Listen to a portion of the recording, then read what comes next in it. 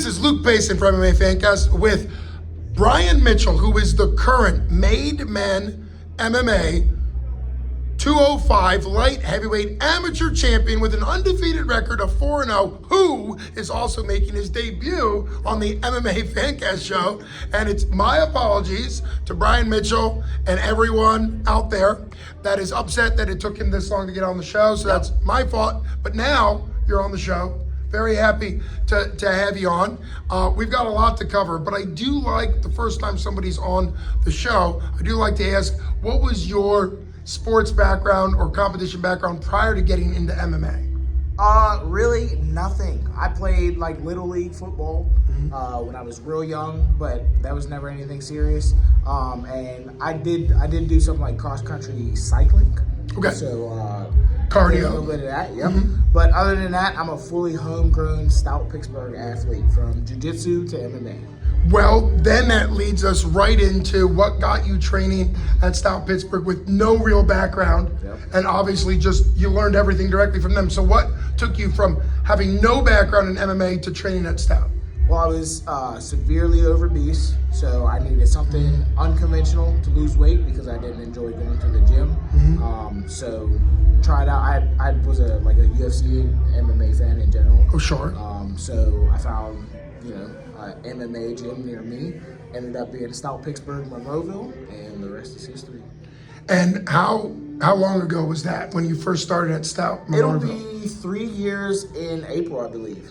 Fantastic. So to go on the health weight loss journey, to then get your debut, and you were reminding me, because I've seen you fight for 247, you fought 3 times for 247, obviously undefeated 3-0, then got the Made Man title at light heavyweight. Let's if you can, let's talk about what you remember from the first fight. We'll just go quickly kind of review each one. Yeah, well, we might as well, because you made a big deal about me never having done it before. So my first fight is an entire another story too. Okay. But short story. Short, yeah. Me and Brittany Bighart are very close friends. Her professional debut, she finished her fight 1 minute 1 second with a rear naked choke. Okay. My amateur debut, I finished my fight 1 minute 1 second with a Were you rear aware of naked that choke. when you were choking and thought, I'm just Absolutely. gonna? Were you really? No. There's no way. Just sitting there possible. going, I gotta wait. Okay. It's impossible. It's impossible to plan that. perfect. Wow, that's great. Yeah, we had identical debuts, and that just with our bond really meant a lot, and just was kind of like God's way of like really connecting us even. A nice special little thing, yeah. Yep. Which, of course, before you go on to your second, I'm doing this interview right at the end of 247 Fighting Championships 247 MMA at the Venue 5, which was headlined by your very good friend Brittany Sunshine Bighart, and she just won. The crowd went nuts, and eventually I'll try to interview her about that. But we reconnected because I recognized you, but I was commenting on how energetic everybody was cheering, but you were like an extra coach as far as encouraging her. So obviously the connection to Stout and Brittany means a lot to you. What was the second MMA fight like for you? My second MMA fight, I was fighting a guy making his MMA debut, but we had matched up in jiu-jitsu a few times before, twice in one competition. He beat me once in no-gi, and then he choked me out unconscious in the gi with like a lapel choke. Yeah. So then he accepted a MMA fight against me. And you were like, let's do it. And then I TKO'd him. So yep, in the first round. Well, I think that brings up a great point, champ. Yeah. And that is that with MMA, you have to be willing to work on all areas, and sometimes It's completely different. Exactly. It's a completely different sport. So working on, doing a jiu-jitsu tournament, which is great, they're wonderful. Obviously those weren't good outcomes, but in MMA, it's a completely different situation. Have you always kind of trusted your hands more? Is that more of your style, or do you also like the jiu-jitsu that Stout is so well known for? I am a grappler first and foremost. Okay. So and I don't care who hears, but my goal is to take you down and either TKO you or submit you on the ground. So TKO, you really want that ground and pound now? Which is great. For sure.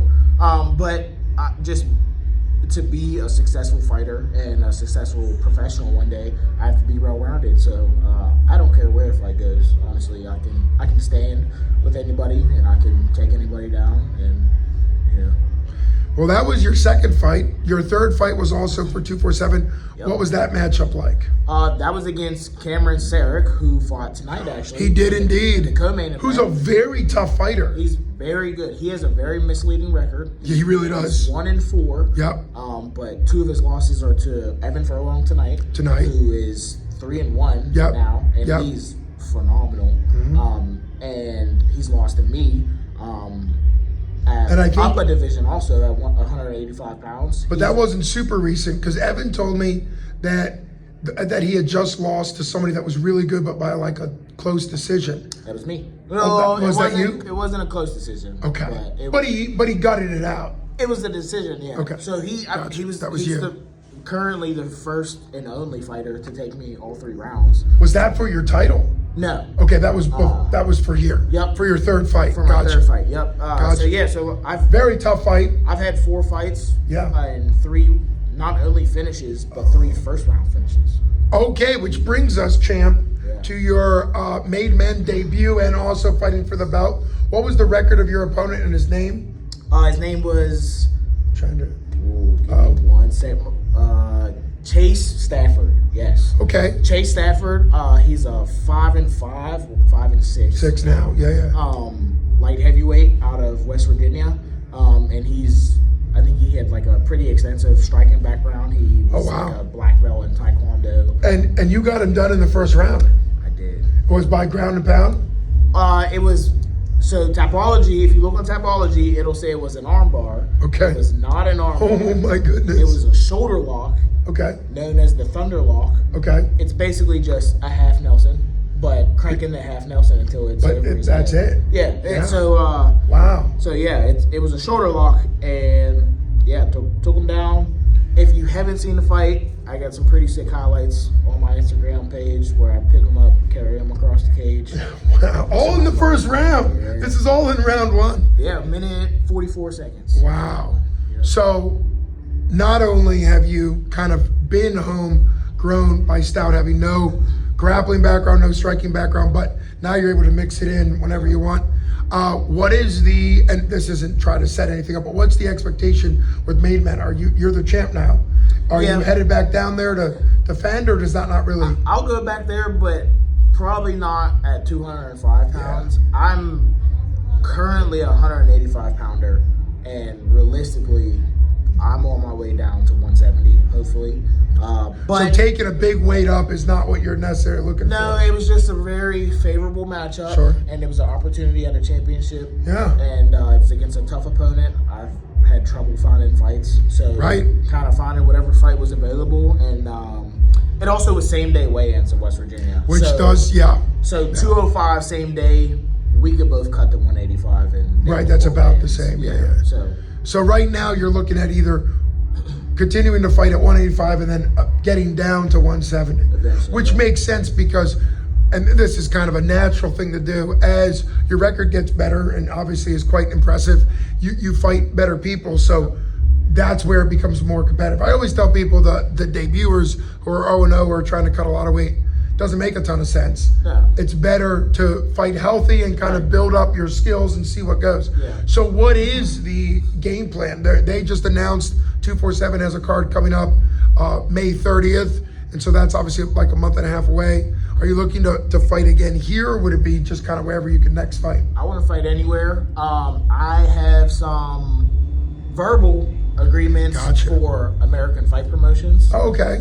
They have a 185 championship going on right now that I want to be a part of. So 185, is it, you say it's a championship, is it a tournament?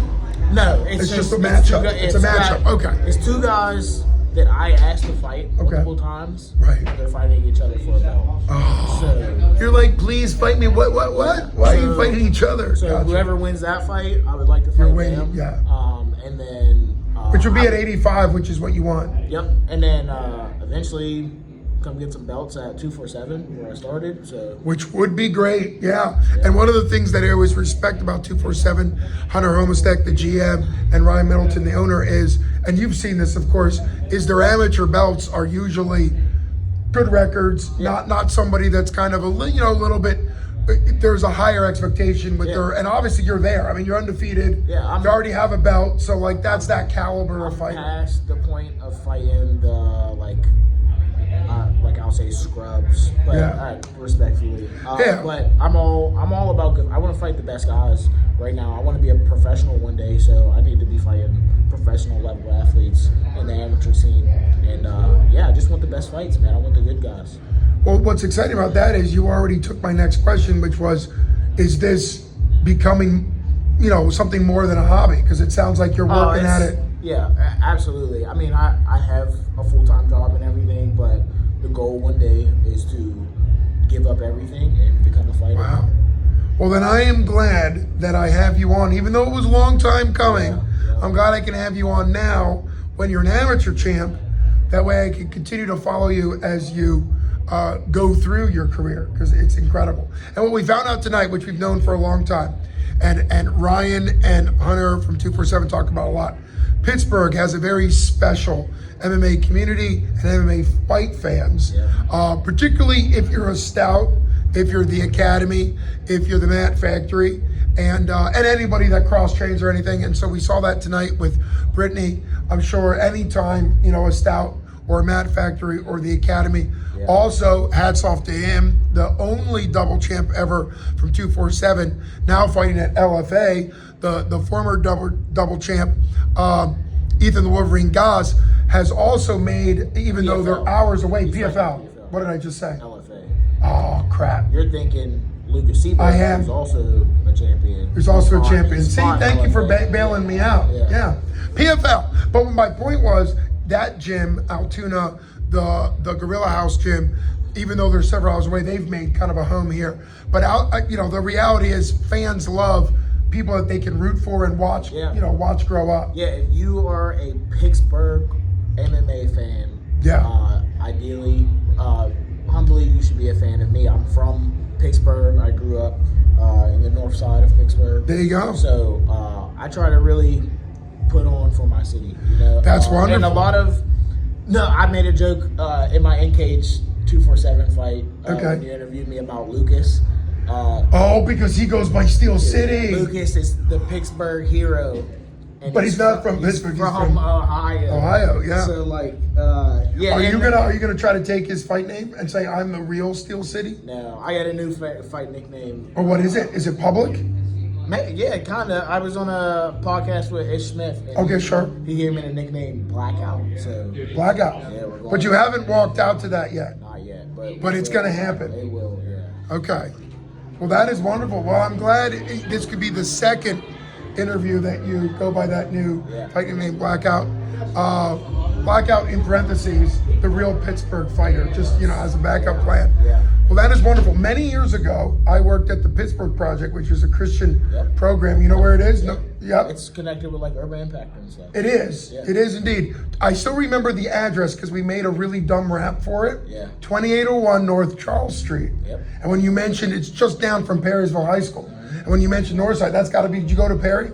I did not go to Perry. Okay. I went to a school downtown, but I was a camper for Urban Impact, and I worked with them. I still work with them to this day. Wow.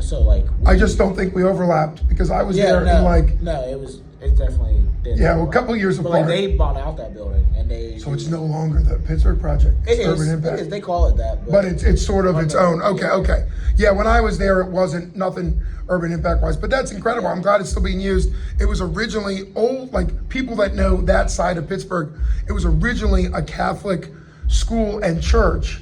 And so it was a bit of like a campus. And then Salim Gabriel bought it in maybe the late 90s, and I was there in 05, 06, 07, and then you were there quite a bit later. Yeah, for sure. Yeah. Well, that's cool. Well, hey, we've both hung out. I'm from the great city of Allentown, which counts for something. Billy Joel wrote a song. It's PA. Close enough. Yeah. I like to call Allentown the good side of the state. Okay. But I've now been out on the western side of the state almost as long. But since we were talking about Brittany Sunshine Bickert, I saw her fight in Allentown when she was Muay Thai for USKA. Shout out to Irv Oddhouse, who was running USKA at the time, back when she was doing Muay Thai. And so at the time, I was out there, and she moved to Pittsburgh, and then a couple years later I went to Pittsburgh, and we were like, holy crap. So like, there's a bit of a tie connection. I don't have the connection you have with her, but I have technically known her longer. Because of the Allentown connection. Right. So there's that. Well, I appreciate you coming on the show. It's been a long time coming. Champ, the current light heavyweight champ of made men, and hopefully a future 247 champ at 185 or 170. Yeah, Luke Payson with the champ, Blackout, Bryan Mitchell. Thanks so much.